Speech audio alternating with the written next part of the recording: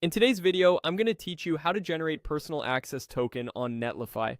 Personal access tokens let you authenticate scripts, CLIs, and integrations without sharing your account password.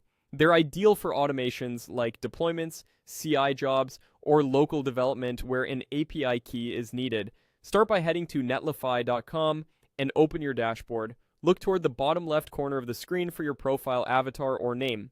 Click it to open the user menu, then select your profile name again to jump into your user settings.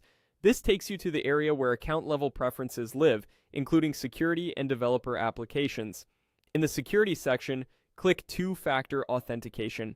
It's a good reminder that protecting your account strengthens every token you create.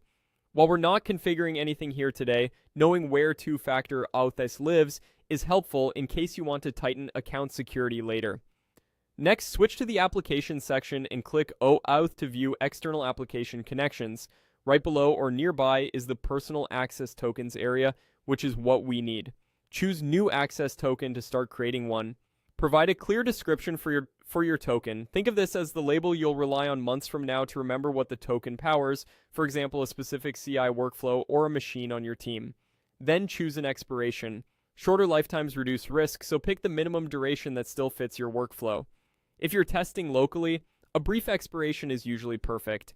If you're wiring up a stable automation, select an end date that won't interrupt critical jobs but still rotates on a predictable schedule. When everything looks right, click Generate Token.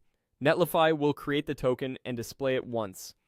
Treat it like a password, copy it securely now, store it in a trusted secrets manager or your CI's encrypted variables, and avoid pasting it into shared chats or code repositories.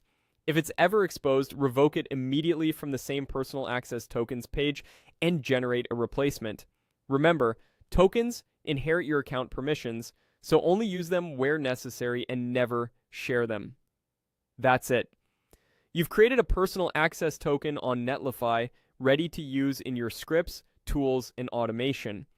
Use the description and expiration settings to keep things organized and safe, and revisit the Applications page whenever you need to rotate or remove old tokens. Thanks for watching, and happy building.